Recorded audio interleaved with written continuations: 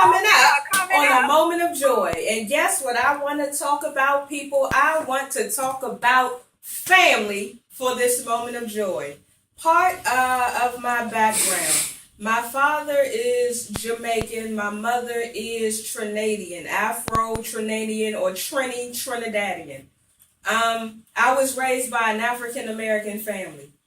There is nothing like the stripping that America does to culture. America loves to strip away culture. The first thing that they took was the way that I spoke. My parents spoke broken English, which is called patois. They spoke patois in the house, so that's what I heard at first. So that's what I sound like when I first started to speak. They put me in speech therapy because I wasn't speaking, what is it? The Queen's English or the King's English to the Queen's satisfaction. So something was wrong with me. They had to put me in speech therapy. They had to get that out of there. Every piece of culture, which I am a descendant of a Jamaican and a Trinidadian. I don't know anything about that. In the African American family, it wasn't cultivated. It was looked at as weird. What are you doing? That's weird. Why do you act like that? That's weird. Why do you like this kind of food? That's weird. We didn't teach you that. It's in the blood, though. It's in the blood. You can't hide what's in the blood, especially when you start to mature. You can't hide what's in the blood. You can't hide who your father is. You can't hide who your mother is, even though you weren't raised by it. Who you are is in the blood. Yes, sir. Gravitates. Yes, sir. So let's talk about family. Let's talk about my family, my personal experience, and how family is important. Now, I am one generation moved. My family were immigrants. I'm one generation removed, born on U.S. soil, put into the system. I'm one generation removed. I don't know any of my biological mother's people, or she had 2 children before she even came to the United States and had 5. I don't know them. My father had 16 children he left in Jamaica. I don't know them. Yeah. I never talked about my father's parents. He never shared that with me. Never had a chance to. Never talked about, never knew my mother's parents, not her sisters, siblings, brothers, nobody, never knew any of that. So I'm in America. That right there is who I am. Let's be honest. That's who I am. I'm a girl from the islands. It's all over me. You can look at me and see it. People will say, where you from? And I'll say, DC. They say, no, you're not. They turn their head up like, stop lying. What part of the middle of Africa? What dust and sand dune? Oh, shit. What part of Africa you from? Because it's all over me. It's my look. And then I speak. And they say something's not right here. Because what you look like doesn't line up with what's coming out of your mouth. So what happened? America happened. Adoption happened. No family. My biological family was not there to input the culture. I don't know it. It was stripped away in the United States of America with an African American family. It was stripped away. In public schools, stripped away. In the home, in the Greens home, stripped away. What was replaced? There was, in that instinct, a family. I always say it was function amongst the dysfunction. So we knew our family. I had grandparents. We went to go see our grandparents every Sunday. After church, we went to go around to see the family. This is important.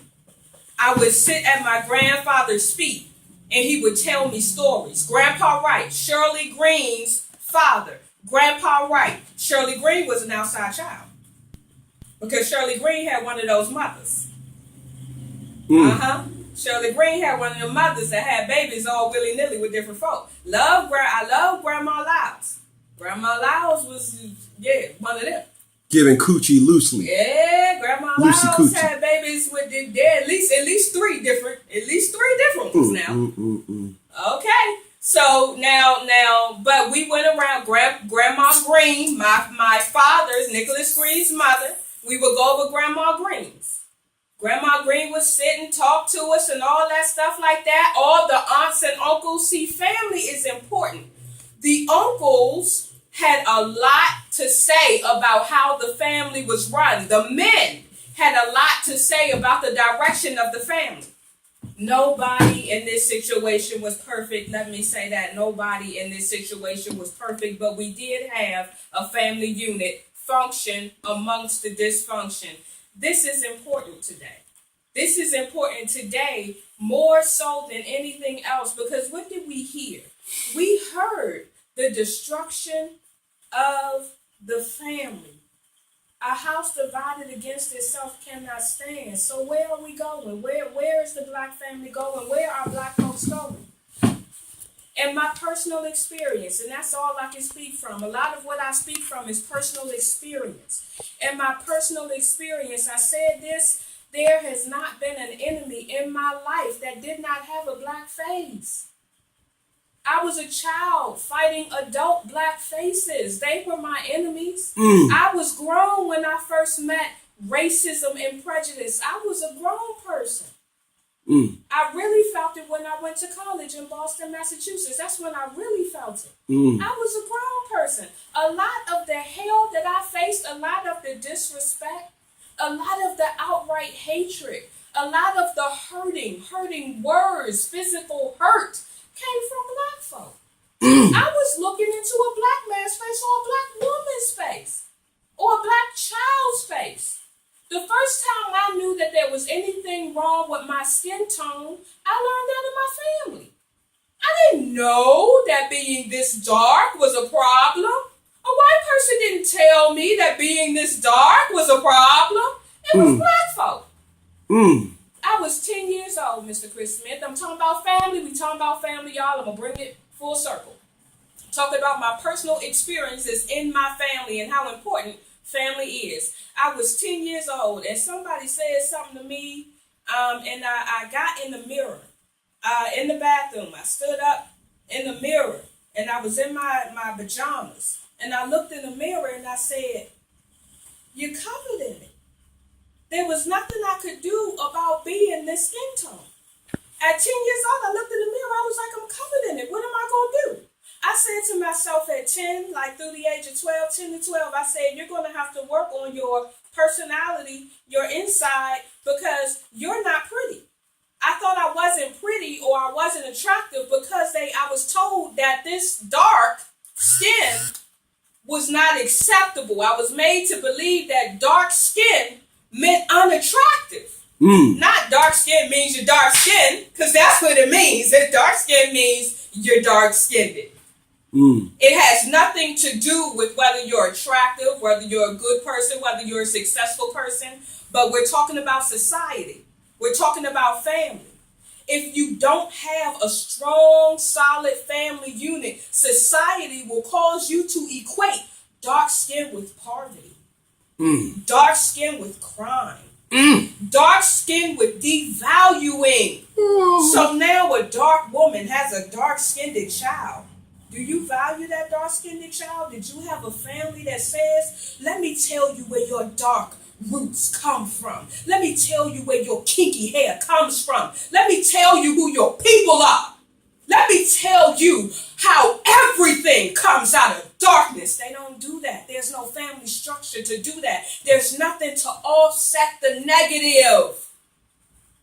Just like when there's no father in the house, there's nothing to offset all of that damn feminine energy.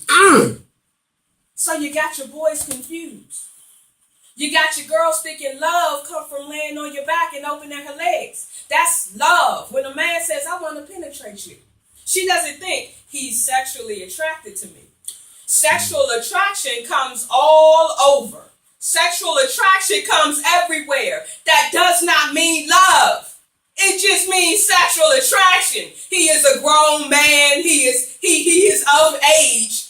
He is sexually attracted when he sees certain things on a woman. It doesn't mean he loves you. The same thing, the boys. It don't mean she loves you. because she offers her body to you. Mm. You have got to be careful. But where is this learned? Where do we get it?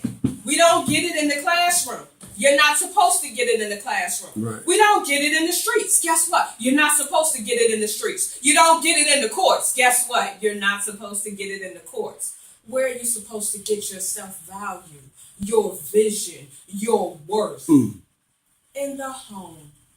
What's under attack? The damn home. I want y'all to think about that. Think about that. This has been a moment of joy. Back to you, Mr. Christmas. Family. Family. Don't it make you want to cry? I am crying. No, you ain't crying. You ain't crying. No. You ain't. Look at this. Would you look at this, folks? Would you look at this? He cutting up.